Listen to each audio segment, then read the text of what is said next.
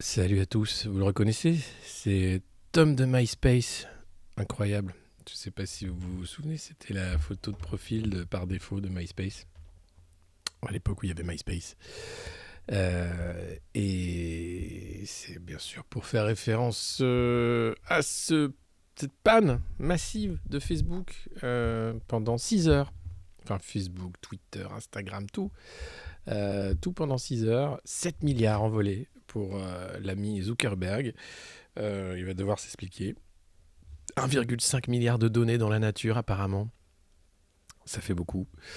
Et pas vraiment d'explication, puisque Facebook reste une boîte noire. Hein, ça reste extrêmement opaque, donc on ne sait pas ce qui s'est passé. Apparemment, ils ont merdé. Ils n'ont pas appuyé sur le bon bouton. Et donc, du coup, les serveurs sont tombés en rade. Et du coup, ils avaient plus de DNS. Enfin, j'ai pas tout compris. Antoine vous expliquera mieux. Mais visiblement, c'était quand même un gros bug qui a fait que beaucoup de gens ont redémarré leur téléphone, ou se sont dit oh qu'est-ce qui se passe et tout. Et on s'est dit ah ça y est, enfin le monde sans Facebook. Ça y est, on va vivre le monde de l'après Facebook. Et on s'est bien passé de Facebook pendant 6 heures. D'ailleurs, la lanceuse d'alerte a dévoilé son identité et expliqué que Facebook faisait toujours plus pour l'argent et toujours moins pour l'humain et qu'on en avait ras-le-bol et que c'était un vrai danger pour la démocratie. Salut Kika. Salut tout le monde. Voilà, c'est la revue de presse du monde moderne. Il est 8h59, il n'est pas encore 9h et vous êtes déjà là, c'est formidable. Il n'y avait pas de début, t'inquiète, c'était juste la photo de Tom de MySpace, pour ceux qui le connaissaient. Euh, donc n'hésitez pas bien sûr à partager le lien avant que ça commence, dire que la revue de presse commence, si vous pouvez le faire en ouvrant la fenêtre, en hurlant et en tapant sur une casserole. C'est ça, ou dire merci aux soignants, hein. On peut choisir ses combats dans la vie, c'est vrai. Et tous les matins, donc on va dans cette revue de presse, c'est pas on fait depuis février, un petit tour de la presse mainstream, comme elle s'appelle, pour voir comment on nous parle. Il y a de la friture dans mon micro, c'est vrai? Ah bon? Non, c'est ma voix qui a de la friture dedans. Mais MySpace, je crois que ça existe toujours. Salut, première fois sur le Space, salut. Il y a un grésillement, c'est vrai? Merde. Attendez, je sais pas ce que je peux faire. Ça, c'est Maggie qui a joué avec les fils.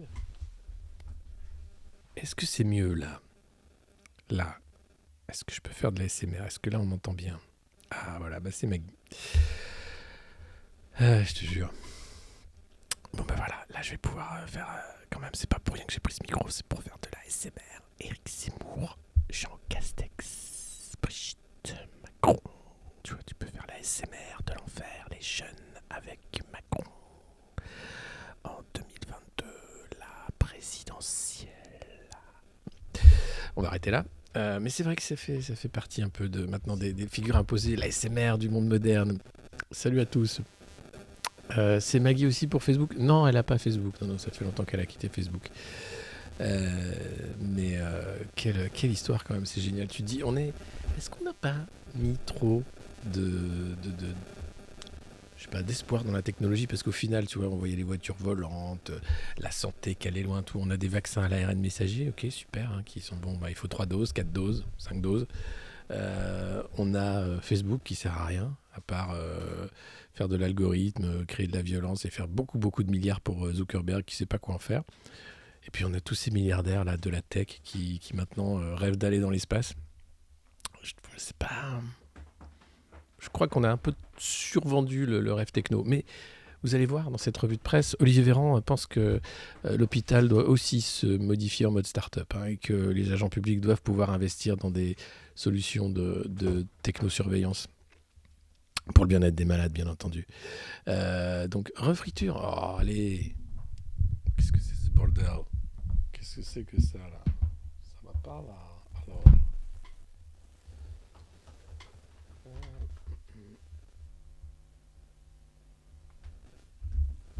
Bon, et là, est-ce qu'on est bien, là? Est-ce qu'on est bien? Ici, le son est bon. Ça va, ça vient. Bah merde, alors. Bon, bah, je vais être obligé d'acheter un micro quand même. Ah, mais je pense que c'est ça, oui, voilà. Je sais pas. Voilà, là, ça devrait aller, là. Là, ça devrait vraiment bien aller. De toute façon, tant qu'on a des filles, voilà, c'est la Startup Nation, hein. Allez, on commence cette revue de presse avec le Parisien. Aujourd'hui en France, c'est un petit canard qui appartient à un petit gars sympa qui a quelques milliards aussi, qui sait pas quoi en faire. Donc là, en couverture, une femme à l'Elysée, mais quand? C'est vrai ça, mais quand? Mais quand? Les droits des femmes seront l'un des thèmes de la campagne. En 2021, les gars, quand même, on aurait peut-être déjà dû travailler là-dessus un peu avant, non? Pour autant, depuis la première présidentielle au suffrage universel, seules 12 candidates se sont lancées dans la course à l'Elysée. Vous avez Arlette Laguillet, qui était la première. Vous savez, c'était Force ouvrière. Vous avez eu Ségolène et Marine, qui sont passées au deuxième tour, c'est les seules. Donc voilà, ça fait pas beaucoup, effectivement. Mais on peut relativiser en disant, est-ce que c'est un problème français? Pas vraiment, hein. Même si 69% de la population française estime que la société est patriarcale, dans une enquête de 2020, seules 22 femmes sont chefs d'État ou de gouvernement sur 193 pays. Et puis, petite pensée émue au Qatar, hein, le pays qui finance Nicolas Sarkozy et qui a une Coupe du Monde achetée, où les stades ont été construits par des esclaves. Alors, eux, le Qatar, ils ont fait des élections législatives. Il y avait beaucoup de candidates femmes. Aucune n'a été élue. Je sais pas, c'est la faute à pas de chance, dirons-nous. Voilà, l'exécutif très offensif, hein. Ah ouais, c'était Marlène Schiappa qui était à fond là-dessus, hein. La composition du gouvernement de Jean Castex n'a pas beaucoup changé la donne. Et non, parité respectée certes, mais les postes importants à l'Élysée, à Matignon, les ministères régaliens, affaires étrangères, économie et intérieure restent dévolus à des hommes. Et oui, alors que bon, Macron avait promis, hein, le féminisme, tout ça, mais bon, on en est loin quand même, hein. Mais le budget, hein, du ministère de l'égalité a été multiplié par 2. Alors je sais pas de quoi il était, peut-être de 2 euros avant, et peut-être de 4 maintenant. Et puis le volet mémoriel. N'oubliez pas, 2 femmes ont été panthéonisées sous sa mandature, hein, Simone Veil et Joséphine Baker. Et oui, donc ça voilà, ça c'est le droit des femmes mortes. Mais c'est un peu ce que fait Chiappa. Ah ouais, la vidéo de Chiappa sur Malette TV, tiens, on parle d'elle. Alors, bon, outre le fait qu'elle a fait de la pub pour un blog conspi, qu'elle a fait même préfacer un de ses bouquins par une gourou, ou qu'elle a préfacé le bouquin d'une gourou, je ne sais plus. Avec Chiappa, on ne sait plus, excusez-moi, je suis pas réveillé.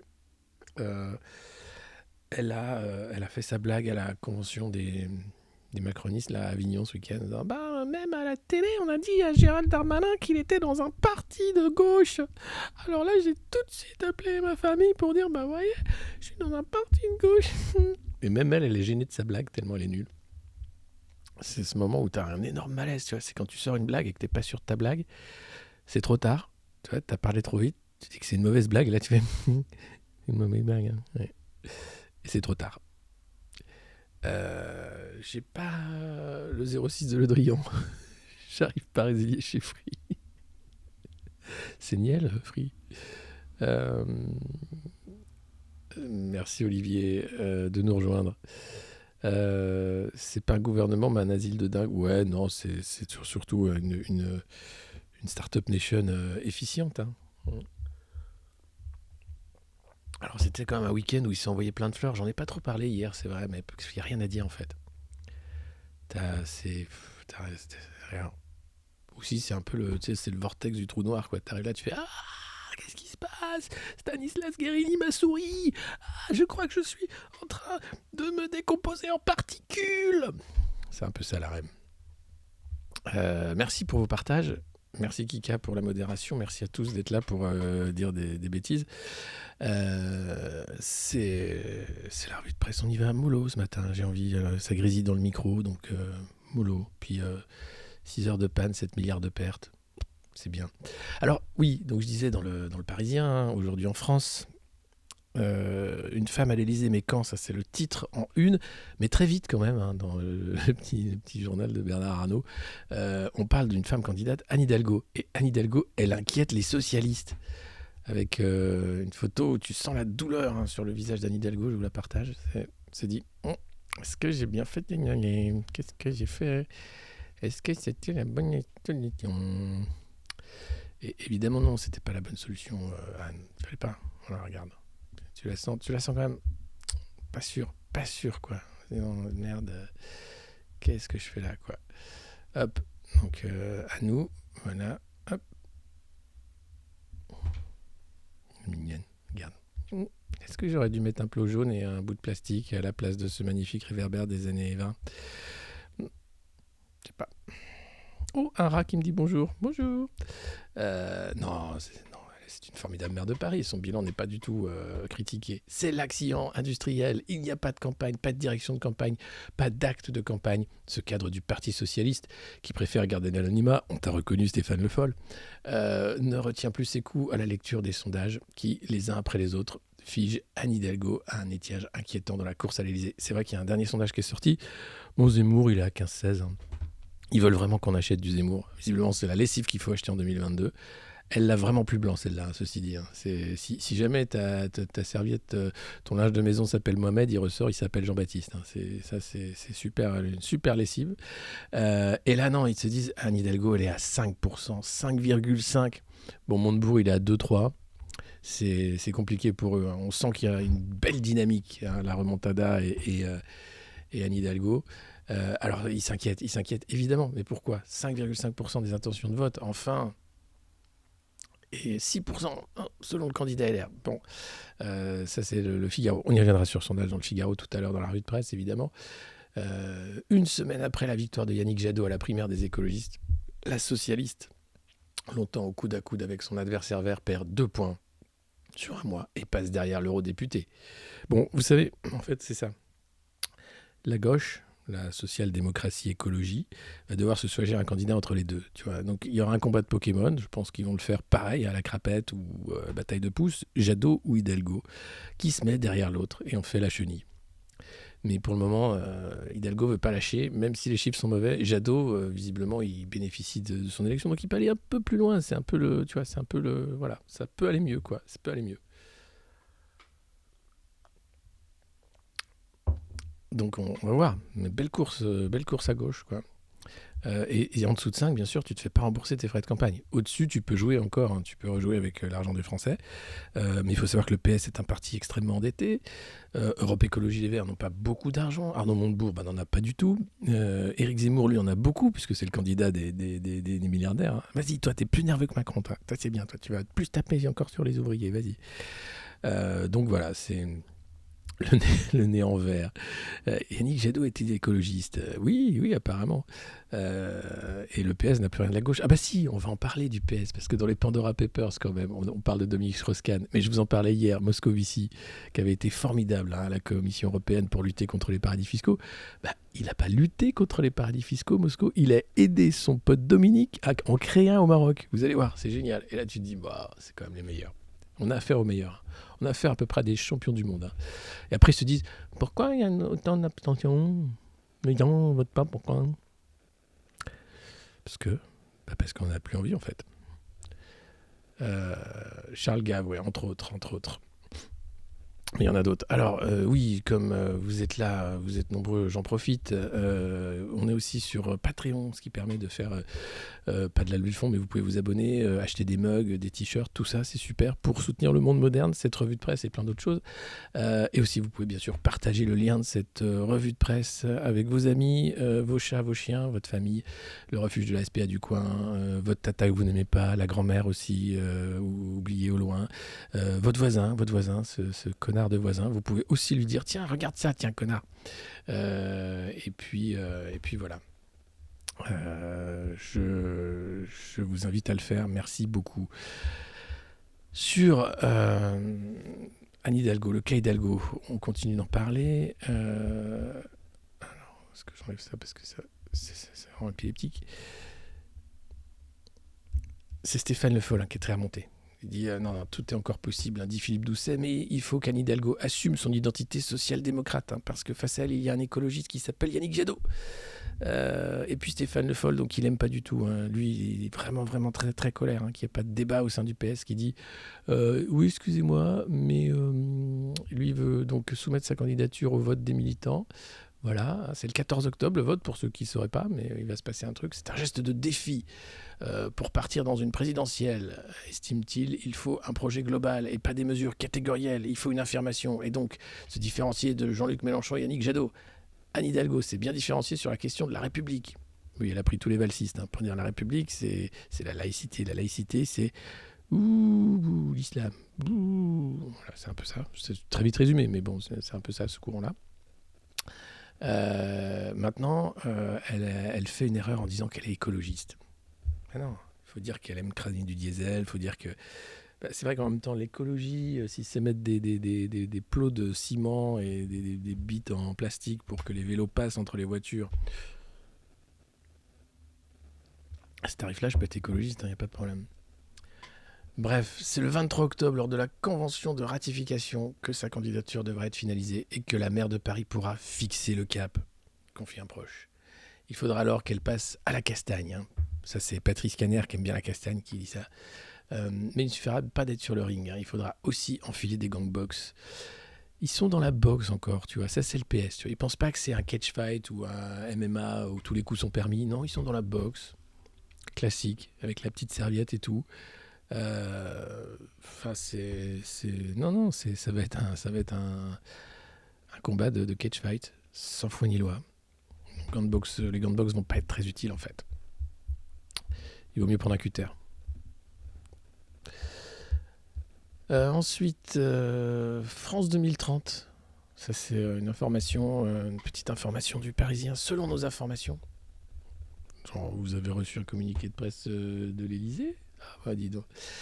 Emmanuel Macron va dévoiler son plan d'investissement appelé France 2030 le 12 octobre à l'Élysée. 12 octobre, le jour de la convention du PS. En même temps, alors c'est un programme doté d'une colossale enveloppe entre 20 et 30 milliards d'euros consacré à des chantiers d'avenir. C'est censé préparer le pays aux défis du futur. Bonjour, je suis là pour préparer le pays aux défis du futur. Quels sont-ils ? Alors écoutez, c'est simple, donc la sécheresse, la catastrophe climatique, la fin du pétrole, la guerre civile, la lutte des classes qui est devenue maintenant une lutte à main armée, et puis non, sinon tout va bien, les Chinois nous ont racheté, donc a priori ça va bien en fait. Voilà les défis du futur. Non, les défis du futur, c'est l'aviation verte, l'espace, l'automobile et les startups industrielles. Le nucléaire aussi remis au cœur du jeu avec ce projet formidable de mini-centrales, des centralounettes nucléaires. Il dit non, mais faire des grosses centrales, ça fait beaucoup de béton, les gens n'aiment pas, ça gâche la vue, c'est un peu comme les éoliennes. Donc on va faire des petites centrales de jardin, comme des petits nains de jardin, tu vois. Donc tu auras ton petit réacteur nucléaire. Donc il faut maintenant essayer de trouver si vous avez du cobalt au fond du jardin. Ou de l'uranium, et on va pouvoir faire des petites centralounettes, ça va être super, je trouve ça génial. Et la start-up, évidemment, toujours la start-up. Ensuite, dans l'hôtellerie-restauration, vous savez, ils ont du mal à recruter. Et on leur a dit, c'est normal, tu traites les gens comme de la merde et tu les sous-payes. Alors ils ont dit, nous proposons d'augmenter les salaires jusqu'à 9%. C'est Thierry Grégoire, président de la branche des saisonniers de l'UMI, qui dévoile les propositions. Ça, c'est la négociation avec les syndicats. Tu peux dire, va jusqu'à 10, va. Mec, on n'est plus à ça près. De toute façon, tu as eu tellement d'aide. Il s'est tellement rien passé pendant des mois, tu peux peut-être faire un effort. Et puis, il faut mettre fin, bien sûr, aux exonérations de charges sur les bas salaires. Depuis 20 ans, ça a pour effet de créer ce que j'appelle une trappe à bas salaire, en récompensant les entreprises qui payent au SMIC. Voilà. Certains syndicats vont demander 10% d'augmentation, mais il faut être raisonnable. D'autant qu'il faudra batailler pour obtenir auprès de mes adhérents un mandat pour cette négociation, même si beaucoup partagent notre constat. Je vais être clair, si nous voulons mettre fin à la pénurie de main-d'œuvre, les chefs d'entreprise de la restauration et de l'hôtellerie doivent accepter de partager la valeur. Enfin, il faut aussi que l'État nous aide. Oui, il faut aussi que l'État aide. Enfin, donc ils vont peut-être demander 10%, salopard. Et McDo qui continue, je vous en parlais hier, avec sa pub parlons vrai, parlons haut, pour dire que non, l'eau n'est pas payante, mais elle est payante quand même un peu. C'est quand même une belle arnaque. Et puis, ce graphique qui fait peur, les petits prix qui commencent à grimper dans les rayons. Alors, Emmanuel Macron se défend d'être le candidat du pouvoir d'achat, mais malheureusement, quand même, quand tu vois le prix d'un paquet de spaghettis de 1 kg, qui était à 0,7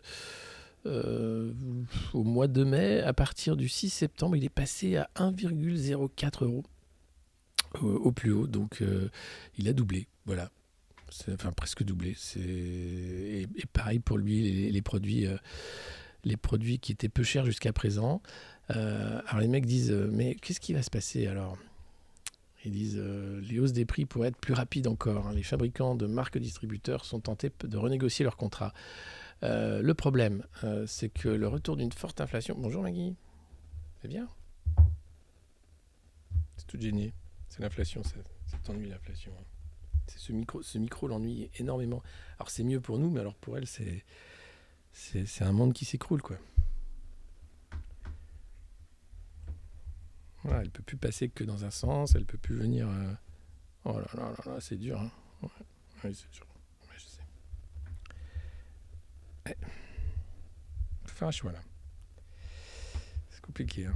Oui, ça me paraît un bon choix. Ils t'attendent tous les matins.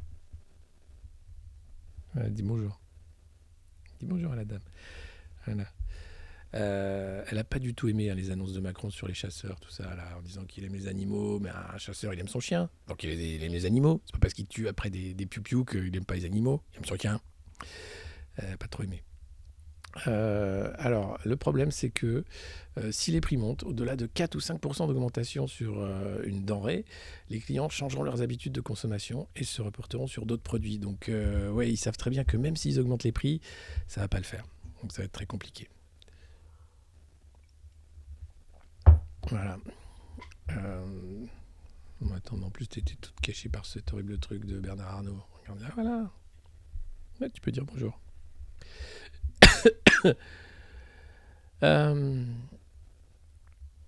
Ensuite, qu'est-ce qu'on a dans le Parisien toujours?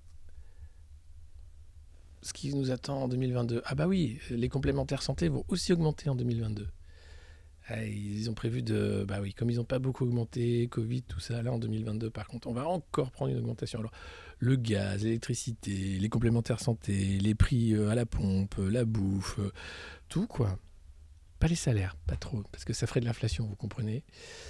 Le Brexit, quelques regrets en Angleterre. Le rapport, on va en reparler, plutôt c'est Libé qui fait un grand dossier sur le rapport sur la pédophilie dans l'église.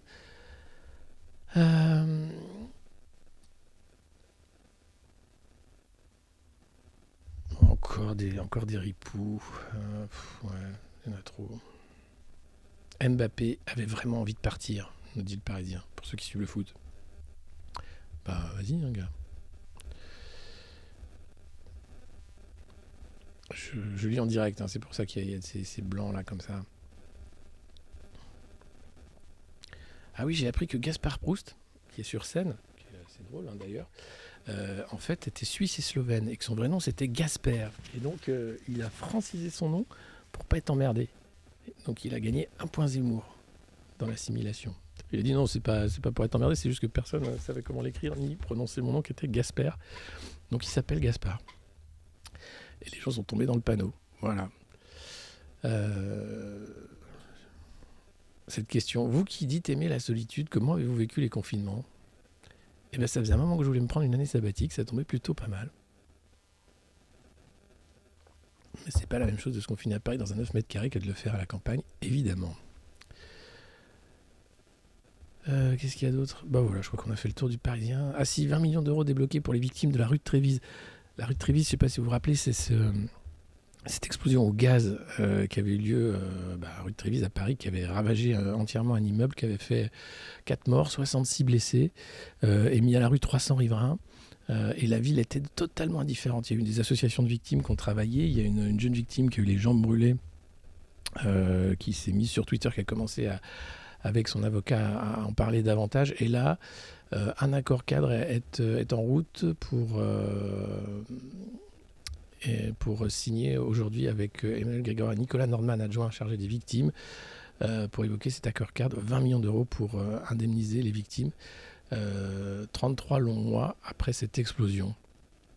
Donc ça a été très très long. Maintenant, les victimes évidemment attendent de voir l'argent. Et puis le déshabillage de l'Arc de Triomphe a commencé à Paris pour ceux qui étaient venus le voir. Ça y est, c'est fini. On remet l'Arc de Triomphe comme c'était avant. Et puis les gens sont contents. Il y en a qui respirent. Alors Christine Kelly a dit « Ah, je revis ». Ah là, parce que non, mais l'Arc de Triomphe emballé, c'était pas possible pour elle. C'était Napoléon qu'on assassine, quoi. Ah, puis Antoine, salut. Donc voilà. Et le problème avec le chat tous les jours, qu'est-ce qu'il y a comme problème? Qu'est-ce qui se passe? Moi, j'arrive pas à lire le chat en direct. C'est le chat ou le chat? Parce que oui, avec le chat tous les jours, il y a un problème. Mais quoi, on a été spammé encore? Qu'est-ce qui se passe? Pas de perruque à la Jean-Jean? Non, il y a pas encore. On va refaire un truc à deux avec Antoine. Ouais. Ici, tout est ok. Bon, ben, ici aussi. Hein.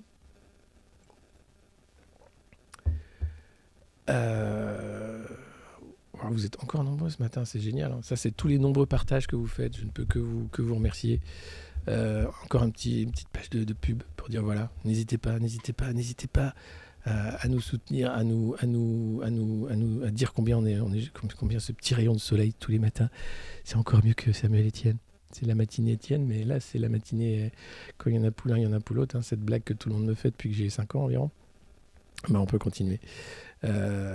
Ici, si jamais vous êtes chômeur, vous retrouvez le sourire. C'est pas Pôle emploi ici, c'est pas le projet. Hein. Le projet ici, c'est quand même de dire, vous inquiétez pas, ça va bien se passer, tout ça n'est que transitoire. C'est pas long. Salut tout le monde. Un chat ou ça? Il est passé, il faut suivre. Mais il repassera. Maggie? Les gens, ils veulent te voir encore. Non. Ah si, tiens, regarde, dresseur de chat quand même. Viens parler au micro là. Allez, viens. Oh, qu'est-ce que t'es précieux. Voilà le chat. Oui, la lanceuse d'alerte, on en parlait, surtout les 6 heures de panne. Enfin voilà le chat. Voilà la vraie star de cette revue de presse.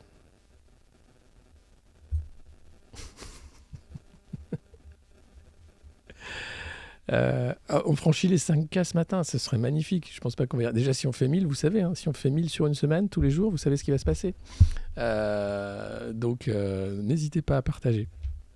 Traversez la rue, faites tout ce qu'il faut pour qu'on soit enfin reconnu comme la meilleure revue de presse de tout le monde.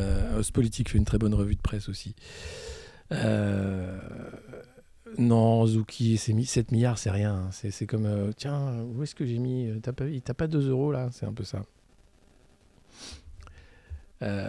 500, ouais, hier il y avait du monde. Hein. Non, mais on va taper les 1000. Hein. Si vous continuez comme ça, c'est sûr, on tape les 1000. Il n'y a pas de problème. Donc abonnez-vous, c'est la meilleure chose à faire. Mettez les pouces bleus, partagez le lien, bien sûr, de ce stream en direct. Comme ça, on a plus de monde en direct. Et puis après, il y a les rediffusions, évidemment. N'hésitez pas, YouTube ou ailleurs, à partager également. Je vous remercie infiniment. Merci beaucoup.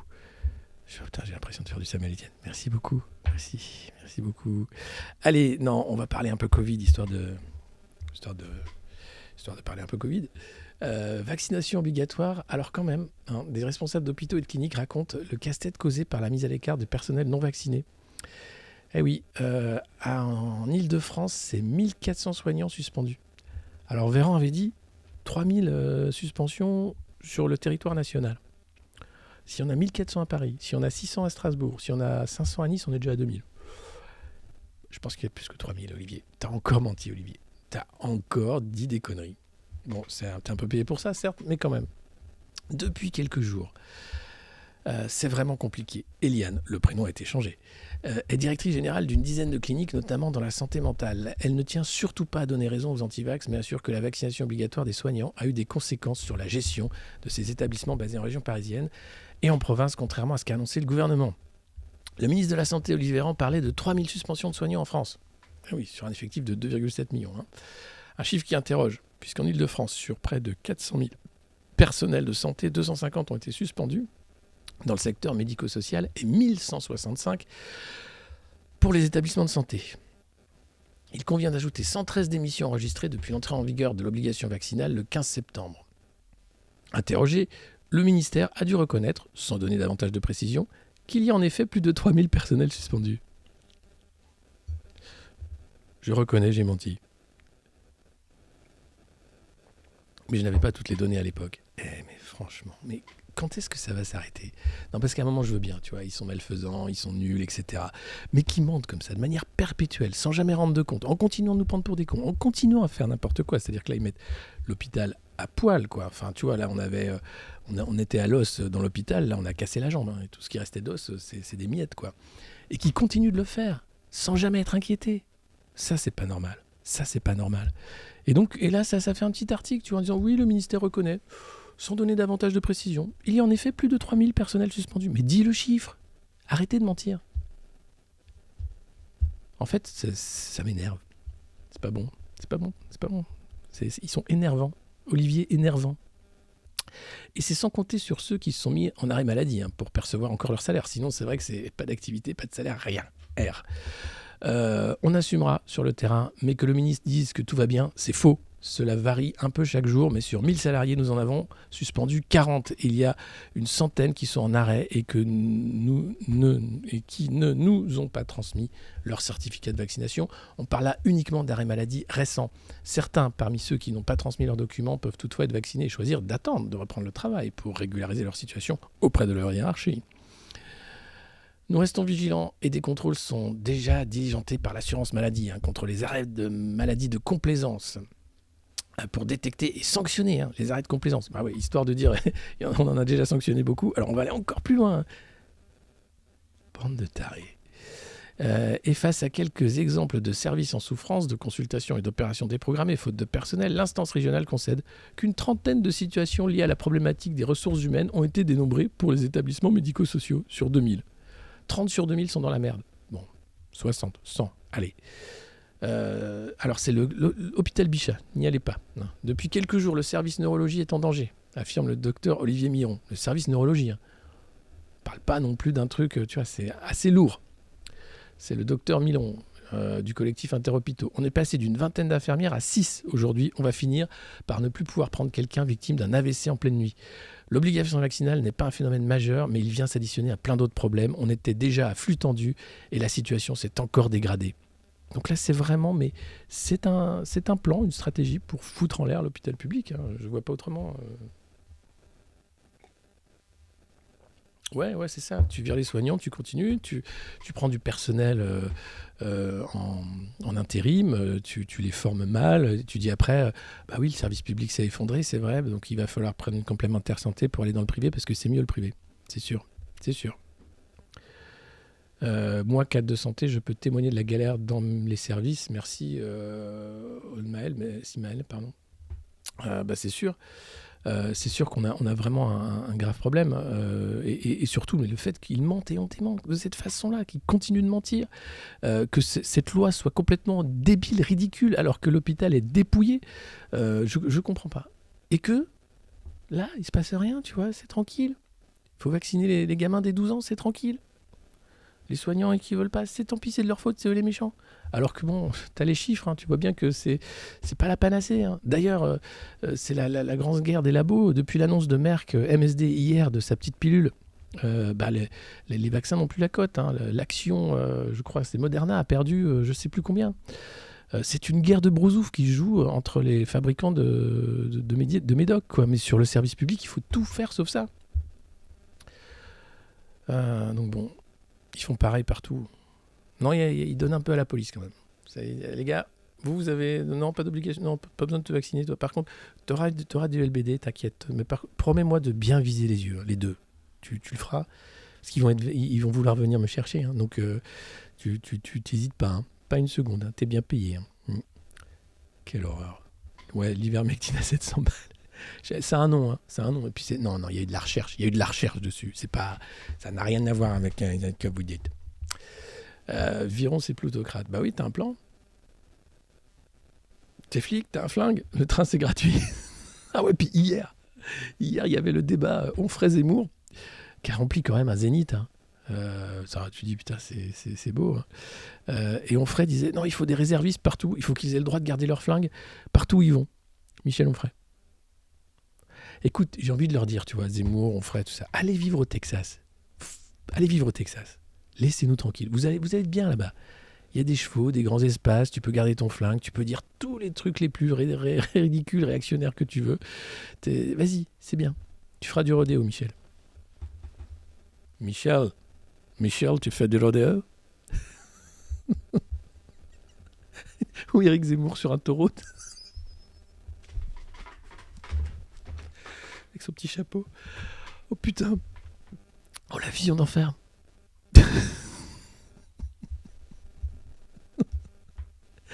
Non, on revient. On-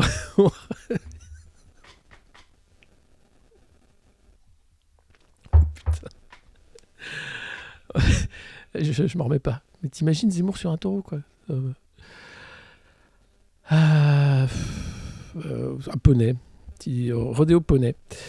C'est viriliste, ça, tu vois. Mais enfin, oui, j'ai dit des choses importantes pour ce pays, oui. Notamment qu'il faut réinterdire la corrida et le rodéo. Il n'y a jamais eu de rodéo, Eric en Camargue.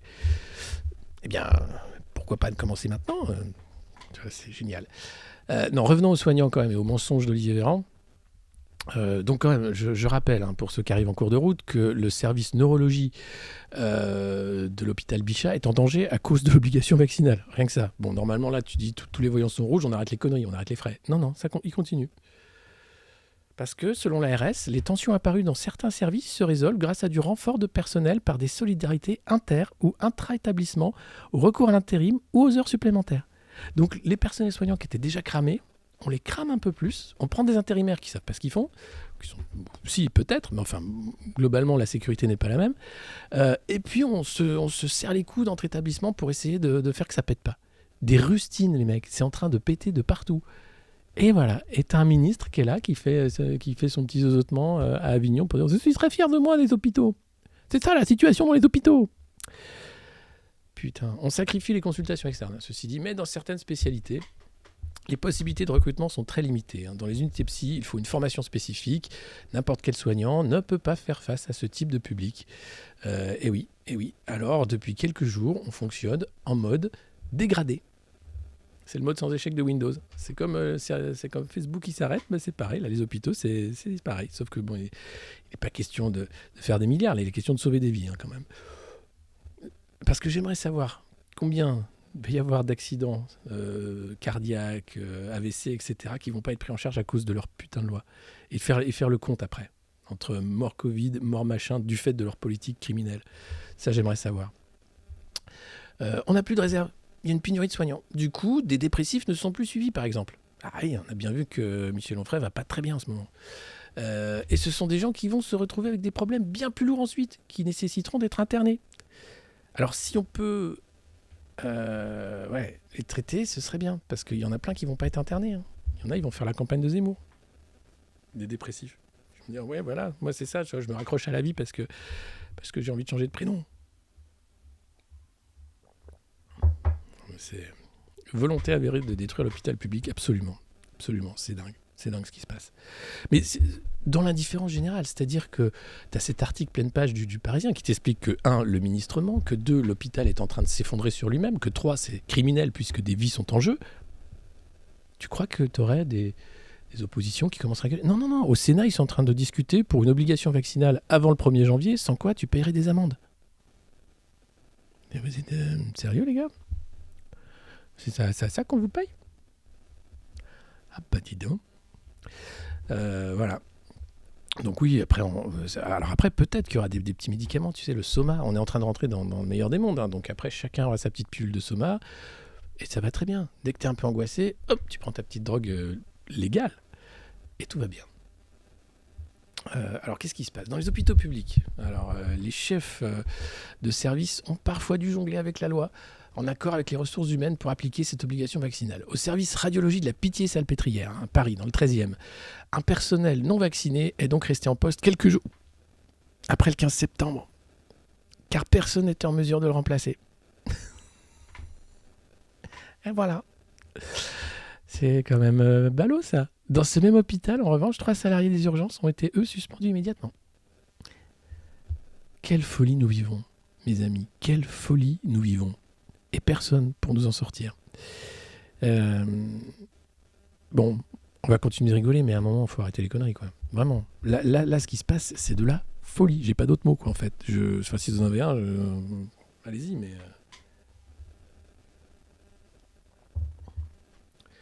Plus, oui, bien sûr, les tentatives de suicide, les dépressions des soignants, en l'occurrence, parce que le burn-out des soignants, c'est déjà un thème qui était en 2019, la grève des urgences en 2020. Enfin, ça n'a jamais arrêté. L'hôpital est malade depuis des années. Faut tout poser là et attendre. Ouais, grève générale. Moi, je vois que ça. Le moment où tu dis, bon, vous nous avez confinés, maintenant c'est à nous de vous confiner. On vous regarde. Qu'est-ce que vous faites? Bah rien, je reste chez moi, je préfère. Mais t'as pas le droit. Mais il faut travailler, enfin le pays. Ah bah non, je bouge plus moi. Non, maintenant tu sors l'argent magique pour moi, pas pour tes potes. Tu remets l'hôpital correctement, ils t'arrêtent. Voilà, en fait il faut les confiner. Donc on reste chez soi, on fera des revues de presse qui vont durer toute la journée, ce sera vachement bien. Hein. Et eux, ils sont confinés comme ça dans leur ministère, comme des cons, à dire qu'est-ce qu'on fait? On va chercher tous les Français un par un chez eux avec du LBD? Non. Je bouge plus. Ah là là, quel enfer. Alors, sinon, pour pallier à ces défections, les félons qui s'en vont parce qu'ils veulent pas se faire vacciner, il a été décidé d'autonomiser des infirmières tout juste sorties d'école et de les laisser seules à des postes qu'elles ne connaissaient pas, sans tuteur confirmé pour les encadrer, comme cela se fait normalement durant les premiers mois. Voilà, t'es sorti d'école, bah tiens, vas-y, démerde-toi. Mais il n'y a personne pour m'expliquer comment je fais le... Je peux le tuer, lui? Oh, vas-y, si ça te fait plaisir. Juste pour voir comment ça fait? Ouais, vas-y. Avec la picouse, là. Ouais, vas-y. Cela aurait pu être dramatique. S'il y avait eu des urgences vitales. Ben ouais, non, mais ça l'est dramatique. Pour un choix politique, on a mis en danger la santé des patients. Voilà. Non, mais quand même, cet article, c'est une bombe, en vrai. Et c'est dans le Parisien, le journal de Bernard Arnault. Donc, il y a quand même des bonnes choses, tu vois, dans la presse mainstream. On peut faire des trucs. Mais ça devrait faire l'ouverture des JT. Ça devrait être le truc numéro 1 en disant ils sont en train d'assassiner l'hôpital public. Ils tuent des gens. Le gouvernement d'Emmanuel Macron, les réfractaires face à un mur. Cette pression sur le personnel fonctionne. D'après l'ARS Île-de-France, le taux de vaccination est de 95%. Alors oui, c'est les ravis de la crèche, l'ARS. Hein. Chez les professionnels de santé libéraux, il est de 88% pour les professionnels de santé des établissements de santé publics et privés. Voilà. C'est génial, donc ils sont contents. J'ai dû y passer aussi parce que je n'avais plus de salaire, soupire Virginie, une infirmière d'une 20aine d'années, salariée de la PHP.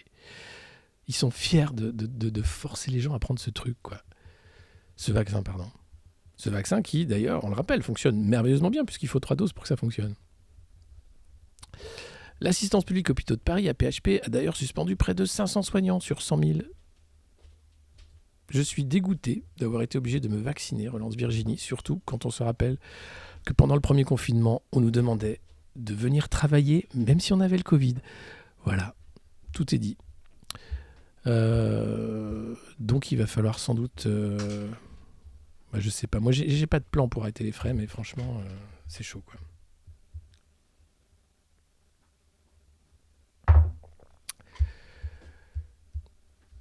Allez, ça c'était le Parisien. Vous êtes vénère, hein. Là on est bien vénère ce matin. C'est... J'avais dit qu'il fallait pas parler Covid. Mais attends, vous êtes vénère, mais attendez. Faut que je vous retrouve cet article où Véran t'explique que l'hôpital doit devenir l'hôpital du futur. Voilà, tu dis non, tu peux pas dire guerre de poste. Je cherche, hein, excusez-moi. 27 en panne de stratégie commune, on s'en fout. L'armée qui veut faire la guerre tout le temps, vous allez voir, ça c'est super. Blanquer qui convainc les profs avec la méthode Lego pour apprendre à lire très vite. Parce qu'en fait, là aussi, alors c'est les neurosciences dans l'école. Alors Blanquer, qui est quand même le mec du printemps républicain aussi, il s'est dit, non, prendre 2 ans pour apprendre à lire, c'est trop long. Puis c'est compliqué, c'est des méthodes qui étaient trop compliquées apparemment. Donc là, en 6 mois, grâce à une formidable Isabelle Courbier, une inspectrice de l'Académie de Paris, elle a mis en place une méthode pour apprendre à lire en 6 mois. Alors, t'apprends pas forcément à lire sur le long terme, mais au moins en 6 mois, tu peux dire, voilà, il sait lire le petit. Il sait pas écrire, non.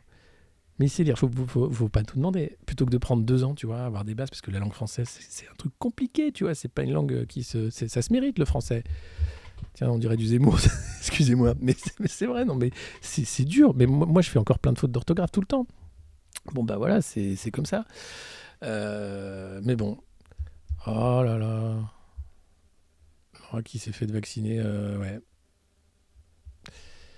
C'est ça, c'est un peu ça. Tu passes l'épreuve, en fait. Tu rentres dans la société, tu vois, de consommation, celle qui te dit, tu peux rentrer ici, c'est la civilisation. Il faut dire non, mais il faut avoir les moyens de dire non, Gigi Dalby. C'est bientôt le problème. Alors oui, vous allez voir, bientôt le robot qui nous soigne. C'est l'article que je cherche, puisque c'est exactement le plan de Véran. Mais il faut que je trouve, comme j'ai mal fait cette revue de presse, je me suis un peu dépêché. C'est visiblement pas dans le Figaro. Alors c'est peut-être dans l'IB. Attendez, bougez pas.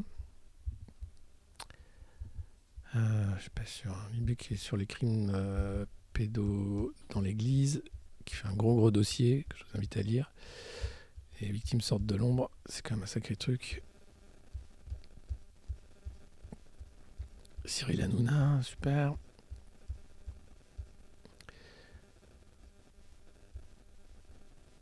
Non, je trouve pas.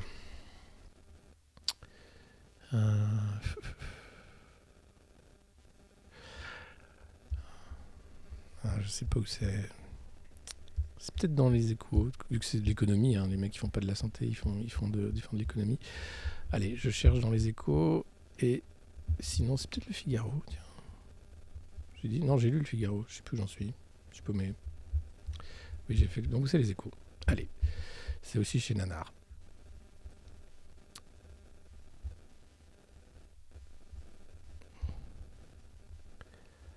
Apprentissage. Excusez-moi, c'est nul là, du coup, on s'emmerde.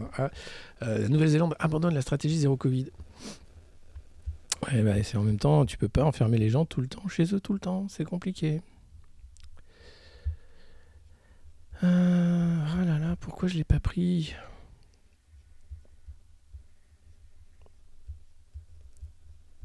Cet article est ouf. Bon, j'espère que je vais le retrouver. Ah, les Échos, c'est quand même génial. Hein. T'as la semaine, on va parler de la semaine de 4 jours aussi, la semaine de travail de 4 jours. C'est super. Oui, alors Maggie, oui mais non, en fait. Tu peux, hein, mais... Bon, je ne sais pas, je suis désolé,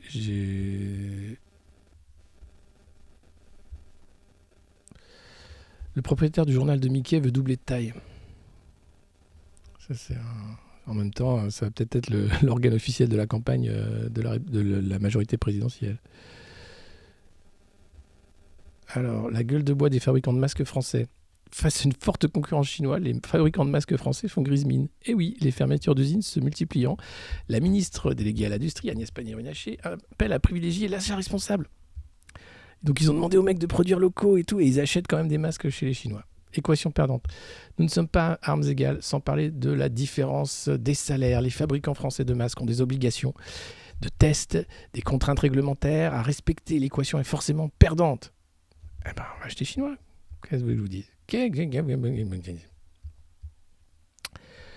La crise énergétique mondiale donne une seconde vie au charbon. Ça, c'est une bonne nouvelle aussi dans les Échos. Ouais, super. Quel monde de tarés. Transition verte, c'est pas ça. Ben merde, je ne trouve pas. Où est Véran? Bon, je suis désolé les gars. Je le retrouverai peut-être... Bon, on va rester sur les Échos parce qu'il y a des très bons trucs quand même dans les Échos. Notamment le spectaculaire rebond du commerce mondial. Eh oui, Bruno Le Rebond est très content. Les échanges de biens s'envolent de près de 11% cette année. Ils ont déjà dépassé leur niveau d'avant-crise.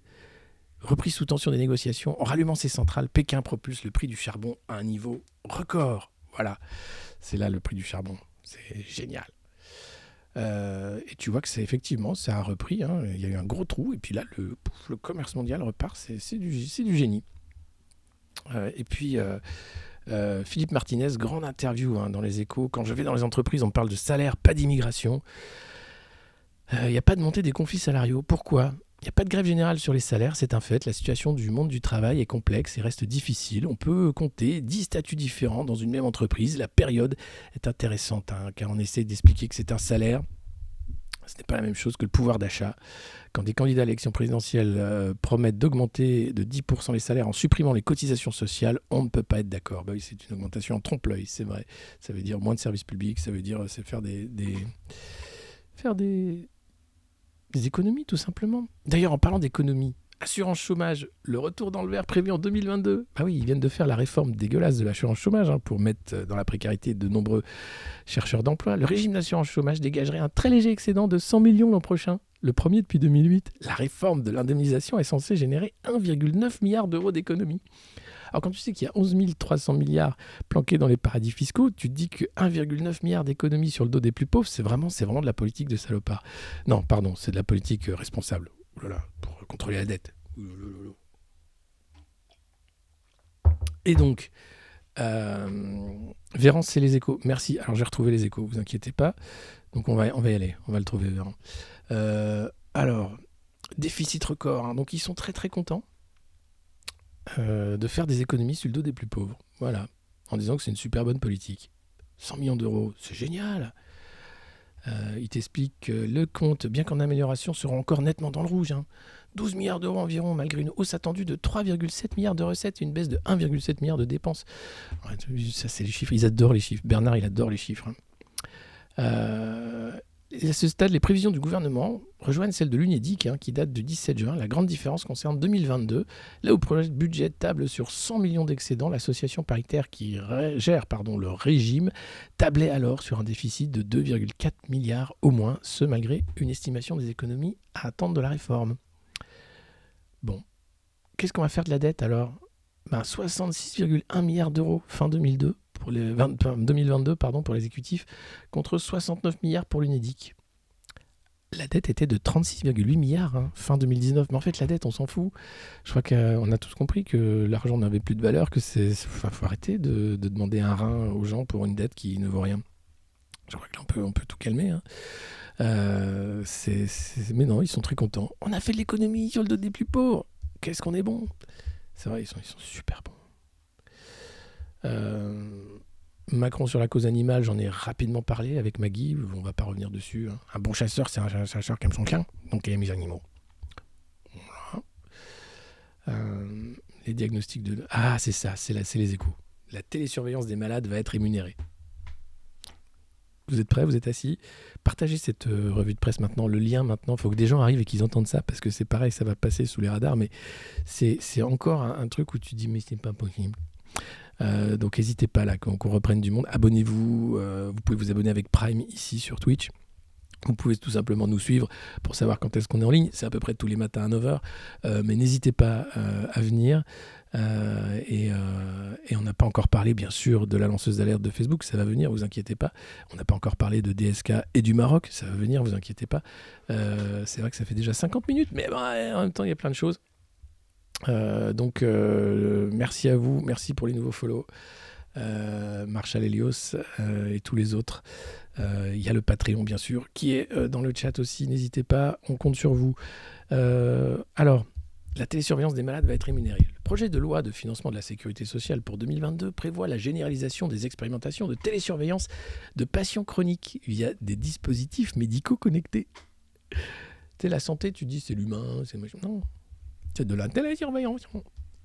Et si jamais, tu vois, t'es diabétique et tu te lèves à 5h alors que non, t'as pas le droit, paf, le LBD tire automatiquement dans ton lit. C'est le petit dernier de la famille de la télémédecine. Après la téléconsultation et la téléexpertise, entrée dans le droit commun en 2018, la télésurveillance va à son tour être généralisée dans le courant du premier semestre 2022. La mesure est inscrite dans le projet de loi de financement de la sécurité sociale. Alors, l'investissement public dans les startups d'e-santé. I pour Electronic Health. Electronic Santé. E-santé. C'est génial. Avec la télésurveillance, l'objectif est de mieux prendre en charge des patients isolés vivant parfois dans des déserts médicaux. Donc, plutôt que de dire on va essayer d'avoir des médecins partout, au plus proche des malades, non, on va les télésurveiller. Quel futur de merde on nous prépare. Moi, je suis pas d'accord. Hein. Je sais pas vous, mais... Je suis pas d'accord. Je trouve ça nul. Pourquoi Qu'est-ce qui leur passe par la tête ? C'est une dénomination totale de la société. Amazon Care, bien sûr. Et tout ça, à la fin, c'est Google, Apple et Amazon qui rachètent, puisque Facebook est mort là. Mais c'est flippant, mais c'est plus que flippant, vous allez voir, c'est révoltant. Et tout ça piloté par les hôpitaux, quoi. Il s'agit parfois de surveiller la glycémie de femmes souffrant d'un diabète gestationnel. Donc là, c'était quand même la vie de la femme et du bébé qui est... mais non, c'est pas grave, t'es dans un désert médical, donc reste-y. Par contre, on va télésurveiller ton taux de glycémie, t'inquiète. Ou le bon fonctionnement du pacemaker des personnes âgées. Bip, bip, bip, bip, bip, bip, bip, bip, bip. Qu'est-ce qui se passe ? Il écoute un discours d'Emmanuel Macron. Des innovations qui changent la vie des patients, a souligné Olivier Véran. en soutien du médecin de famille et pour casser les distances. C'est toujours pour votre bien qu'on vous prend pour des outils, pour des choses. L'État est là pour accompagner ce changement, a-t-il insisté. Les professionnels de santé devront se constituer en organisation de télésurveillance. Cette phrase quand même. Les professionnels de santé devront se constituer en organisation de télésurveillance. Allô ? Allô, oui. Je crois qu'on a un forcené à la tête du ministère de la Santé. Vous êtes le patron du RAID ? Oui. Vous pouvez faire quelque chose ? Ah non, vous pouvez pas ? Ah, c'est le ministre ? Ah merde. L'organisation pourra également être formée d'un seul soignant. Après s'être déclaré auprès de l'Agence régionale de santé, ils seront rémunérés par l'assurance maladie pour interpréter les données et prendre les décisions médicales qui s'imposent. Le projet de loi prévoit une rémunération forfaitaire fixée par arrêté ministériel en fonction de la fréquence du suivi, de la complexité de prise en charge, des volumes, montants et conditions de recours prévus ou constatés. De nouveaux équipements numériques connectés et des logiciels vont devoir être agréés pour accéder au remboursement. Il faut donc s'attendre à un appel d'air du côté de l'industrie des dispositifs médicaux et des startups d'e-santé. Cela aura un coût pour l'assurance maladie, même si le budget prévisionnel de la télésurveillance est modeste. 22 millions et 44 millions en 2023. Il double déjà en un an. 22 millions en 2022, 44 en 2023, sans machin. Et après, ils ferment les hôpitaux et t'es télésurveillé chez toi. Je crois que le projet est assez clair, si vous ne l'avez pas vu. C'est quand même assez transparent. Le gouvernement avait lancé une expérimentation de télésurveillance en 2018. Le bilan de l'opération Étape, portant sur 5 pathologies, aurait dû être tiré à la mi-2021 par la Haute Autorité de Santé, mais l'épidémie de Covid en a décidé autrement. La généralisation a donc été enclenchée sans retour d'expérience. Pourquoi s'emmerder ? Ça marche pas ? C'est pas grave. Il y a de la thune à se faire. Allez, balance. Balance le truc, je te dis. Écoute, c'est pour qu'on voit si Michel il a du cholestérol à distance. C'est super. Quoi, Michel n'a pas accès à un médecin à moins de 50 km de chez lui ? C'est normal, ça, non ? Oui, bon, pas non plus. Depuis 2018, en fait, les priorités ont changé. Emmanuel Macron a annoncé un plan pour l'innovation en santé de 7 milliards d'euros fin juin. La télémédecine a décollé. Et ça s'est bien passé. La hantise des autorités sanitaires n'est plus de dépenser trop, mais de perdre du terrain dans la compétition industrielle et scientifique mondiale. Le Great Reset de Papy Schwab. Tout doit devenir électronique, à distance, tout doit devenir... C'est ça le progrès, les gars. Être télésurveillé, matin, midi et soir, du berceau au cercueil. Des incubateurs en CHU. Olivier Véran a rencontré lundi les dirigeants de l'IFEN, plateforme pour les applications d'e-santé, Ecopen, Ecoscope portatif connecté, Withing, balance tensiomètre, etc. Nouville, parcours de soins numérisés, Nabla, app de santé des femmes et Implicity, télésurveillance des pacemakers. Des startups qui ne sont pas toutes françaises, mais qui se développent dans l'Hexagone avec le soutien d'un centre hospitalier universitaire. Nous souhaitons que nos CHU puissent investir dans des startups. Là encore, belle phrase. Nous souhaitons que nos CHU puissent investir dans des startups. Yeah. Quand est-ce qu'on arrête ? Bordel. C'est dingue ce qui se passe. C'est-à-dire qu'ils sont en train de mettre à la rue, à la porte des soignants parce qu'ils ne sont pas vaccinés avec le truc à l'ARN, il faut 3 doses environ, que derrière ils veulent te télésurveiller avec des startups, ils veulent que les CHU investissent dans les startups plutôt qu'ils recrutent des soignants, quoi. On en est là. Et encore une fois, silence radio, c'est le plan de Papy Schwab. C'est le Great Reset. C'est très bien. C'est maintenant, tout est commerce en ligne, tout est santé en ligne, tout est en ligne, tout. Ils me saoulent. Ils sont fatigants. Ils ont de la thune, les CHU. Ah bah ils vont en avoir uniquement pour investir dans de la start-up. Ah bah évidemment, c'est le principe. C'est l'idée. Tu n'auras plus de soignants, mais tu dis, ah mais j'ai un fonds d'investissement, vu qu'on a viré 100 soignants le mois dernier, on peut investir dans les startups. Qu'est-ce qu'on fait du mec là qui est en train de crever sur le... Regarde, on va le télésurveiller pour voir combien de temps il met pour crever. Super bien foutu. Voilà, donc au cabinet d'Olivier Véran, on t'explique que les CHU vont pouvoir investir dans des startups avec le sourire. Ouais. En rappelant que la stratégie d'accélération numérique est dotée de 650 millions d'euros qui vont permettre d'investir dans l'innovation via des appels à manifestations d'intérêts nationaux. Et oui, le projet vient de se clore. Les incubateurs comme celui de l'Hôtel Dieu sont donc encouragés à se multiplier.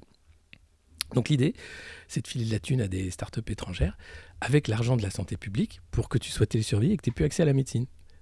Je trouve ça super. Le campus de santé numérique Paris Santé, qui doit voir le jour en novembre à Issy-les-Moulineaux, et rassembler des organismes de recherche comme l'INSERM, le Health Data Hub jouera un rôle pivot dans la structuration de l'offre et fera office de guichet unique pour les startups. J'en peux plus d'eux. C'est aussi simple que ça. Voilà, et puis bon, on est content, le commerce mondial a retrouvé son niveau d'avant-crise et le charbon retrouve un second souffle grâce à la crise. Voilà, 10,8% de croissance du commerce mondial après un recul de 5,3% en 2020. Les tensions sur les prix du fret maritime font craindre quand même des tensions inflationnistes. Parce que c'est vrai que maintenant, importer un truc de Chine, ça coûte à peu près 10 fois plus cher. Donc comme ça s'est effondré, là ça repart, mais ça va repartir.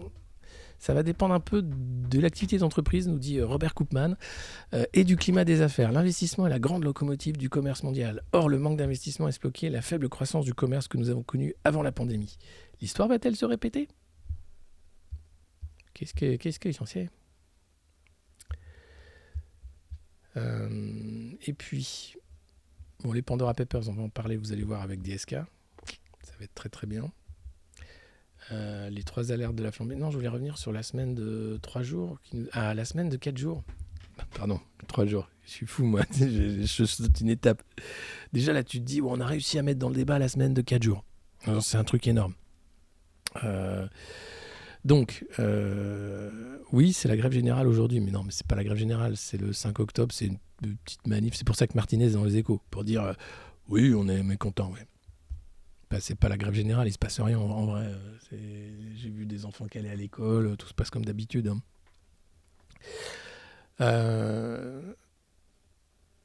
c'est vrai, on vous télésurveille, ouais, du berceau au tombeau. Alors non, là c'est donc la semaine de 4 jours. Grand débat sur la semaine de 4 jours. Et si on travaillait moins, vu qu'on fait plein de fric et qu'on sait pas quoi en faire. Enfin, ceux qui ont plein de fric savent plus quoi en faire, donc ils vont dans les paradis fiscaux. Enfin, ça sert à rien tout ça. Donc si on arrêtait, si on reprenait les moyens de production, et si on disait, bon les gars, le week-end, c'est pas 2 jours, c'est 3 jours. Pourquoi ? Parce qu'en fait, regardez, la durée hebdomadaire du temps de travail depuis 1919. 48 heures en 1919, 40 heures en 32, 39 heures en 82, 35 heures en 2000. On ne fait que travailler moins. Et pourquoi ? Parce qu'on produit plus rapidement. La productivité fait qu'on n'est pas obligé de travailler autant pour produire autant. Mais vous avez quand même Édouard Philippe qui dit non, mais il faut bosser jusqu'à 67 ans. 70 ? Et pourquoi pas, tiens, allez, je suis joueur, allez, faut bosser jusqu'à 70 ans. La question agite les milieux politiques et intellectuels, notamment chez les Verts, et il y a de fortes chances qu'elle ressorte dans les débats. Faut-il ou non passer à la semaine de 4 jours de travail payé 5 ? À savoir travailler moins pour gagner autant. Cette proposition, progressiste pour les uns, utopiste pour les autres, ne date pas d'hier. Pierre Larouturou, bien sûr, l'a théorisé en 93. Partager le travail, et ça a marché. Quand tu partages le temps de travail, tu crées de l'emploi. Mais ça a un coût. Eh oui, la pandémie, en remettant à plat notre façon de travailler, a ressuscité le débat. Ses partisans citent l'Islande. Le pays a testé de 2015 à 2019 la semaine de 4 jours sans réduction de salaire sur 1% de sa population active. Les pilotes de l'expérimentation, 2 groupes de réflexion, un Islandais et un Britannique, ont rendu des conclusions dans un rapport sans nuage publié cet été. Oui, ça marche, oui, c'est super, et oui, c'est ce qu'il faut faire. Aussi productif et moins stressé. Qualité du travail, niveau de productivité sont restés maintenus partout. Agences gouvernementales, services municipaux, crèches, maisons de repos, le temps de travail des 2500 fonctionnaires employés sur l'étude avait été réduit à 35 ou 36 heures par semaine contre 40. Une semaine plus courte est la carotte qui les a motivés. Les travailleurs en ont tiré un grand bénéfice personnel. Ceux-ci déclarent que stress et épuisement professionnel ont diminué. Que du bénéfice. Côté coulisses, il faut un peu d'organisation. Microsoft Japan, qui a fait le test en août 2019, offre une fenêtre sur le futur. Les réunions limitées à 30 minutes, les échanges virtuels au profit des rencontres physiques. La société avait fermé ses portes tous les vendredis. Et oui, jour off. Et il y a une bonne dynamique. Bon, la refonte du management intervient ensuite. Avec une journée de travail en moins, on va miser sur la confiance et l'autonomie du collaborateur. C'est dingue ça. Vous voulez dire que vous n'avez plus fliquer les gens ? Pourtant, j'ai l'impression que la société va à rebrousse-poil de ça. J'ai l'impression qu'on va vers davantage de flicage de tout, tout le temps. Mais là, vous allez faire confiance à vos collaborateurs ? Vraiment ? Bon, pourquoi pas. Sans lâcher prise pour autant, le manager devient accompagnateur. Il cherche avant tout à développer son collaborateur et n'intervient que lorsque cela est nécessaire. Un blocage ou une baisse de motivation.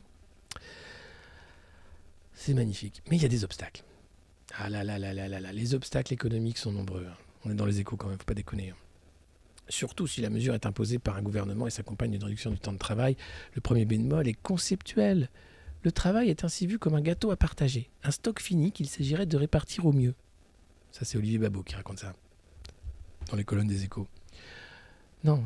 Le gâteau que vous voulez pas partager, c'est celui de l'argent magique, qui est planqué dans les paradis fiscaux. Ça, c'est un gâteau, ça n'arrête pas, ça dégouline, mais entre vous, c'est le ruissellement. Autre bémol, le format ne correspond pas à toutes les professions. Et oui, le maintien du niveau de productivité semble possible chez les cadres et les professions intellectuelles. Ailleurs, ce n'est pas sûr. Et il y a des métiers, évidemment, c'est plus compliqué. Sans une importante réserve de productivité, comme chez Microsoft Japon, la réduction du temps de travail peut coûter cher aux entreprises et plomber leur compétitivité. Alors, pas compétitif, ça c'est quoi ça ? En France, le passage de 39 à 35 heures avait entraîné une hausse mécanique du salaire horaire que les gains de productivité enregistrés à l'époque n'ont pas suffi à encaisser.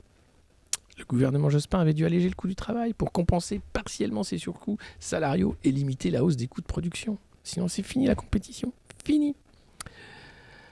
Il est à craindre qu'un passage à 4 jours sur la base de 32 heures par semaine produise les mêmes effets et nécessite de nouvelles compensations. L'INSEE a calculé que les 35 heures ont entraîné 350 000 créations de postes entre 1997 et 2002. C'est plutôt pas mal. Son coût annuel pour les finances publiques ? Entre 11 et 13 milliards, d'après une estimation de la direction du budget de 2015. Et là, Emmanuel Jessois nous explique, directeur des études de Rexecode, la semaine de 4 jours serait un choix de société, mais il faudrait en assumer les conséquences économiques. C'est un choix de société, voilà, tout est dit. Mais il faut en assumer les conséquences économiques. J'ai envie de dire, assumons. On va chercher les 11 300 milliards planqués. C'est pas 11 milliards par an qui vont nous faire peur. Par contre, on va vivre mieux, ça c'est sûr, on va vivre mieux. Assumons ce choix de société. Assumons de travailler moins pour vivre mieux. Assumons d'arrêter de faire ses profits pour des ultra-riches qui n'ont rien à foutre puisqu'ils ne savent plus quoi faire de leur thune à part la planquer. Ça me paraît assez simple. Mais non, c'est un coup, il faut réfléchir. Il faut bien réfléchir quand même. C'est un choix de société, il faut en assumer les conséquences économiques. C'est même pas réfléchir, assumer les conséquences économiques. Voilà. Bon.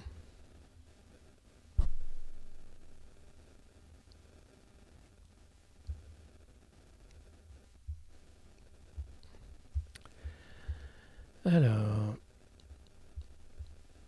qu'est-ce qu'on a d'autre ? La relocalisation mythique, la protection du revenu des agriculteurs. Il n'y a pas grand-chose. Ah si, pendant que vous êtes là, que vous êtes nombreux, il y a quand même cette histoire géniale là, de DSK et son copain Mosco. Ah, ils ont fait du lourd. Ils ont fait du lourd. Je vous en parle tout de suite. Bougez pas, c'est dans Libération. On apprend donc dans les Pandora Papers que quand même les idées fisques des grosses fortunes, une fuite inédite de documents, vous en avez entendu parler lundi, qui explique que les richoux planquent leur thune partout. Alors attention, il y a des grosses zones d'ombre. Visiblement, les méchants sont tous d'Amérique du Sud, des Émirats, de France, de Russie, un peu d'ailleurs, mais jamais des États-Unis. Il n'y a que des gentils aux États-Unis. Bon, il faut dire que l'ICIG est un peu financé par l'Open Society. Donc c'est normal, c'est un peu une enquête à charge. Alors, DSK. Je vous explique ce qu'il a fait quand même. Dominique Strauss-Kahn, ancien ministre, ancien candidat de la gauche, c'est lui qui a créé la Macronie d'une certaine façon. Autour de lui, il y avait Stanislas Guérini, il y avait Benjamin Griveaux, il y avait Ismaël Emelia, il y avait tout ce qui fait aujourd'hui le sel de la Macronie, j'ai envie de dire. Voilà ce qui se passe. Bon. Il monte une société en 2012, la société Parnasse, basée dans le 6e arrondissement de Paris. C'est cette structure qui facture et encaisse les honoraires de DSK qu'il reçoit au titre de ses conférences et des recommandations qu'il fournit à différents chefs d'État en matière économique et financière. Alors, c'est quand même l'ancien patron du FMI. Au-delà des 1000 sexes de groupe, il connaissait 2-3 trucs en économie, apparemment. Il aimait bien le steak à l'ail aussi. Oui, bien sûr, oui, j'ai une très bonne recette de blanquette. Oui, ça fera 5 millions d'euros. Merci beaucoup, merci. C'est Dominique, bonjour, c'est Dominique. Sa clientèle se situe essentiellement en Europe de l'Est et en Afrique. Propriétaire d'une vaste demeure dans les environs de Marrakech, Dominique Strauss-Kahn crée ensuite Parnasse International. qui va prendre le relais de sa société française. Cette nouvelle entité est installée à Casablanca, dans une zone franche dénommée la Casablanca Finance City, CFC. Avantage, les entreprises françaises qui s'y installent sont exonérées d'impôts sur les bénéfices pendant une durée de 5 ans. À titre de comparaison, en France, l'impôt sur les sociétés est durant la même période de 33%. En 5 années, selon les calculs effectués par l'ICIJ, Parnasse International, DSK, économise 6 millions d'euros de taxation sur ces 18 millions d'euros de bénéfices. Beau score, Dominique. DSK est d'ailleurs, on ne peut mieux placer pour connaître tous les avantages de la Casablanca Finance City. Il a contribué à l'élaboration de son cadre juridique comme conseiller et sa société a encaissé 2,4 millions d'euros d'honoraires pour ça. Le mec, là déjà, donc tu as un conflit d'intérêts énorme. Il crée la zone branche, il prend des thunes et ensuite il met sa société dedans. Une partie aurait ensuite été reversée à un avocat d'affaires parisien qui a également travaillé sur le dossier. Ironie de l'histoire, la création de cette zone franche a valu au Maroc de se retrouver sur la liste grise des paradis fiscaux établis par l'Union européenne. C'est quand même des champions. Les mecs, ils se font leurs petits paradis fiscaux. Ils disent, tiens, il n'y en a pas assez. J'ai une baraque au Maroc, on pourrait faire un truc à Casa. Ah ouais, bonne idée. Allez, faisons un truc à Casa. Mais c'est quand même génial. DSK International. C'était complément d'enquête, je crois, hier. Alors attends, c'est pas fini. Or, à Bruxelles, le commissaire à l'origine de ces décisions n'est autre que Pierre Moscovici, qui fut ministre des Affaires étrangères dans le gouvernement Jospin, quand le ministre de l'économie était Dominique Strauss-Kahn. Bon alors, hasard ou coïncidence, après 5 années, soit le temps de l'exonération d'impôts dans la zone franche marocaine, DSK crée une nouvelle société, Parnasse Global Limited. Il passe de Parnasse International à Parnasse Global Limited. Cette fois-ci, elle est installée au Ras Al Khaimah, RAK, un émirat du Golfe situé à proximité de Dubaï. Dubaï, c'est bien, c'est le paradis des influenceuses, des influenceurs, c'est le paradis de la coke et des putes dans les Émirats. C'est parfait pour DSK.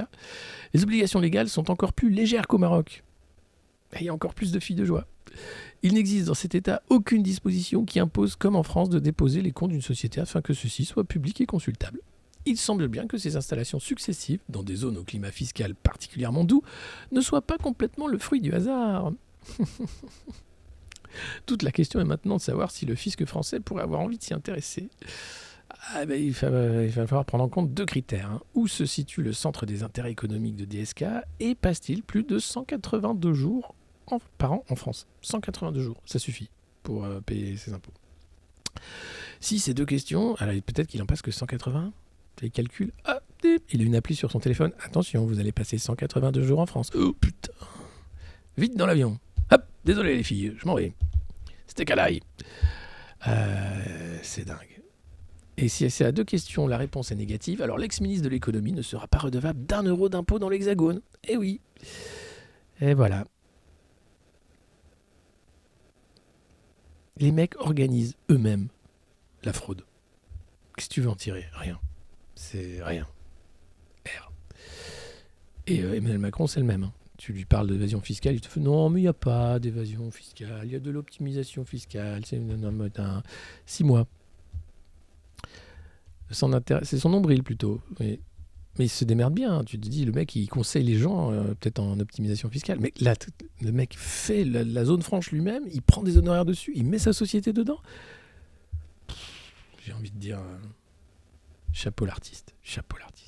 Ça aurait été un président génial. T'imagines, on aurait fait du Macron avant Macron, quoi. On aurait fait. Alors, il n'y avait pas autant de start-upisme conneries à l'époque. C'était plutôt sur la finance, quoi. C'est un peu la même chose. Merci, vous partagez le replay sur Cache Investigation. Voilà. Comme ouais, c'est la gauche. C'est la gauche, les gars.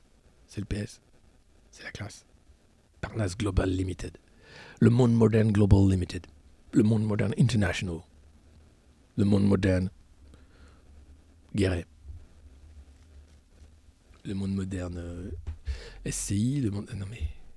Donc oui, alors si vous voulez investir dans le monde moderne, n'hésitez pas, c'est ici en vous abonnant, mais sinon vous avez Patreon, voilà, ça nous permet nous de vous proposer des mugs, des t-shirts, plein de choses, des élastiques à chibre qui sont bientôt disponibles également, parce que voilà, et puis derrière on va vous faire du conseil d'optimisation, évidemment, à la fois sur la crypto, on parle beaucoup crypto ici, non c'est pas vrai. C'est à la mode, mais nous, on n'est pas tant que ça. Voilà, donc n'hésitez pas à soutenir cette revue de presse. C'est tous les matins à 9h. Et quand même, on lit de ces trucs.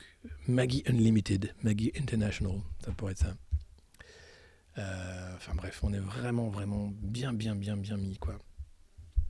Il est où le bonheur? Il est où? Qui c'est qui chante du... C'est qui ça? Il est où le bonheur? Il est où? C'est Maé, c'est Christophe Maé, ça? Il est au Maroc, à Casablanca. C'est Parnas Global Limited. That is the bonheur. Donc voilà, super, bravo Dominique. Et puis dans l'IB, donc gros dossier sur les abus sexuels dans l'église, crimes de masse, ampleur des agressions, silence des autorités. C'est mardi que la commission indépendante rend un rapport accablant pour l'institution catholique. Et l'IB est allé à la rencontre des victimes qui racontent comment ils n'ont jamais été entendus, comment ça a pris du temps d'être enfin entendus. Il y a une vraie inertie des mentalités au sein de l'église, ceux qui avaient lancé... à Lyon, notamment les premières alertes, le courage qu'il leur avait fallu. Voilà, 19 ans dans le silence, 26 années durant. À 19 ans, Olivier Debise a fait le vœu de squatter dans un monastère dans la Drôme pour fuir, trouver une porte de sortie, paradoxalement, dans un endroit où, dit-il, on ne me poserait pas de questions gênantes et où je n'aurais pas à y répondre. Alors, l'ancien moine est maintenant réalisateur et programmateur radio. Et il a été membre de l'association La Parole Libérée, qui a permis de parler de tous ces crimes et ces abus dans l'Église. Et il dit vraiment l'effroyable accumulation que le comité dévoile ce mardi lui donne la nausée, mais aussi beaucoup d'espoir. Les abus ne vont pas s'arrêter du jour au lendemain. Ce travail doit être le point de départ d'un immense mouvement de libération de la parole. Bah ouais, c'est un peu le MeToo de l'Église catholique, quoi. Et vraiment, ça a mis beaucoup de temps, c'est ça qui est terrible, quoi. Les victimes sont dans l'ombre, bien sûr. Agressées par un abbé durant l'enfance, le haut fonctionnaire retraité fait partie de la dizaine de personnes qui ont accepté de lever leur anonymat devant la commission. C'est Christian Dubreuil. Voilà, engagé au Parti Socialiste, haut fonctionnaire de 65 ans, énarque. Il est à Paris, il a pris sa retraite et il veut tourner la page de ce qu'il a subi en 67 dans la salle à manger de ses parents en région lyonnaise sur les genoux d'un abbé d'à peine 40 ans, aumônier du lycée catholique que le jeune Christian, une dizaine d'années à l'époque, ne fréquentait même pas. Voilà. Donc merci à tous ceux qui parlent, parce que c'est ça qui fait bouger les choses et au moins maintenant la parole est prise en compte. C'était pas le cas auparavant, donc c'est assez fort. Donc c'est des témoignages à lire dans l'IB. Et puis en Allemagne, par contre, l'Église garde le contrôle, surtout 3 ans après la mise au jour des abus sexuels outre-Rhin, parce que c'est pareil partout, il n'y a pas qu'en France que ça tripote. Les victimes déplorent encore une absence de considération des autorités. Les auteurs du rapport universitaire publié en 2018 sur les abus sexuels dans l'Église catholique ont mis en cause l'institution dans son ensemble. Avant, les évêques ne parlaient que de cas isolés, jamais d'un système. Parce que oui, il s'agit d'un système de prédation. C'est quand même assez terrible. Mais tout reste secret. L'Église a réagi en créant sa commission d'experts spécialisée dans les indemnisations de violences et d'agressions. Et les victimes ont l'impression d'être confrontées à des assureurs avec des barèmes, des tableaux. Tous les détails doivent être mis sur la table. Pour éviter le grand déballage, nous avons proposé la solution du forfait. Alors, qu'est-ce qui vous a fait l'abbé ? Mais c'est dégueulasse quand même. T'imagines la double violence, quoi. T'es victime et t'as le mec qui vient en disant on vous propose un petit forfait indemnisation. Alors, qu'est-ce qui s'est passé quand t'avais 10 ans ? Raconte-moi. Ah, d'accord. Ah oui, d'accord. Bon, 50 €, ça va aller ? Allez, ouais, ça va. Allez, on passe à autre chose. C'est terrible. Les structures n'ont pas changé, l'Église garde le contrôle sur tout. Il n'y a donc aucune raison de croire que les abus ont cessé. Les évêques nous promettent de faire le maximum pour nous aider. C'est de l'hypocrisie. Ils utilisent le même langage que les prêtres qui m'ont violé. Il faut les dégager. Hein ? Fourche. Petite fourche. En plus, c'est un peu satanique, la fourche aussi. On va nous dire, ah oui, mais attendez, c'est un outil du diable. En même temps, dis donc, qui c'est qui viole les enfants ? Hein ? Qui c'est ? Donc, ta gueule. Tais-toi. Va-t'en. Voilà. Et puis, encore un portrait de Cyril Hanouna. Dans l'IB, il ne faut que des oufs autour de la table où ils nous expliquent quand même quel est votre rapport avec les politiques. Je reste pareil, je déjeune avec eux, je leur dis, tu crois vraiment que tu vas être président ? Xavier Bertrand, j'ai déjeuné avec lui, ça s'est très bien passé. Jean-Luc Mélenchon, c'est la famille. On s'est même embrouillé le week-end dernier par SMS, comme deux frères. Des fois, il part en couille, il est incroyable. Humainement, je l'adore. Il est complètement à part. Avec lui, j'ai l'impression d'être avec mon oncle, il gueule, il se vénère. On l'aime bien. Mais avec les politiques, je ne change pas de langage, hein. Quand je suis au téléphone ou quand je les vois. Et avec le président de la République, Cyril, qu'est-ce que tu fais? Ah, les mecs pensent que j'ai tous les jours Macron au téléphone et que je suis tous les jours à l'Élysée, genre dès qu'il ouvre une porte, il y a Hanouna qui rentre. Ah non, je l'ai rencontré que 2 fois. Une fois par hasard, pour une remise de médaille à l'Élysée. Et il n'était pas président, c'était Hollande à l'époque. Et après, je l'ai rencontré une seule fois à l'antenne en 2017. J'ai jamais revu de ma vie, mais on s'écrit de temps en temps. Voilà. Voilà. Et il dit que Jean Messia va finir avec Yannick Noah grâce à lui. Sinon, il y a eu Marseille, vous avez vu les intempéries. Il n'y a pas eu de mort cette fois-ci, mais intempéries terribles. Ça ne fait que s'amplifier. Hein, la crise climatique, on continue comme si tout allait bien, mais non. Ah oui, je peux faire... Oh, mes petits chéris. Bon, allez, mes petits chéris. Bon, ce soir, on est des dingues. Hein. C'est la darka de ouf. On invite Jean-Luc. On invite Jean-Luc à la maison. On mange des pâtes. Et après, non, il a un rire très difficile à faire quand même. C'est plus compliqué. Jean-Luc, c'est le sang. C'est un fraté. Ça va être ça, t'as raison. Jean-Luc, c'est le S. Bon, les petits chéris. Qui c'est qui vote? Pour qui qu'on vote, les petits chéris? La darka de ouf. Mes petites beautés. Oh là là là là. Ça va être chaud. Hein. Ça va être chaud 2022 hein, quand même, quand tu auras le débat de l'entre-deux tours avec Cyril. Bon, alors, on va faire 2 choses. Hein. La première, c'est quoi ton plat préféré? Ouais. C'est dingue. Non, et puis en Inde, la lutte des paysans qui est réprimée dans le sang. C'est quand même génial. Donc les paysans qui demandent juste à être payés, encore une fois. Dimanche matin, à Lakhimpur-Kheri, un village de l'état de l'Uttar Pradesh, dans le nord de l'Inde, une centaine de paysans s'étaient rassemblés le long d'une route pour mener une action symbolique. Hein, lors du passage du ministre fédéral adjoint de l'Intérieur, Ajay Kumar Mishra, et de son fils. Les agriculteurs, opposés aux 3 lois de libéralisation de l'agriculture adoptées par le Parlement il y a un an, déploient des drapeaux noirs pour accueillir le convoi du ministre d'une manière d'insulter les politiciens en dévoilant une couleur qui porte malheur. Donc, manifestation pacifiste, hein, pour dire vous êtes des salopards, c'est encore l'horreur néolibérale qui s'abat sur des pauvres gens.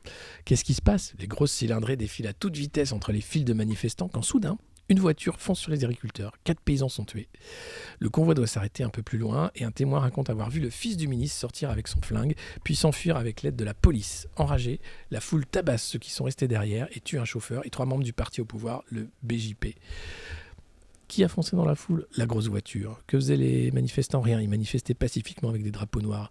C'est cette violence-là qui s'impose à tous les pauvres gens de la planète tout le temps, quoi. Et voilà. Et eux, c'est une lutte quand même de longue haleine. Hein. Les agriculteurs indiens, ça fait très très longtemps. Ils sont des milliers à manifester, à aller à Delhi et ailleurs.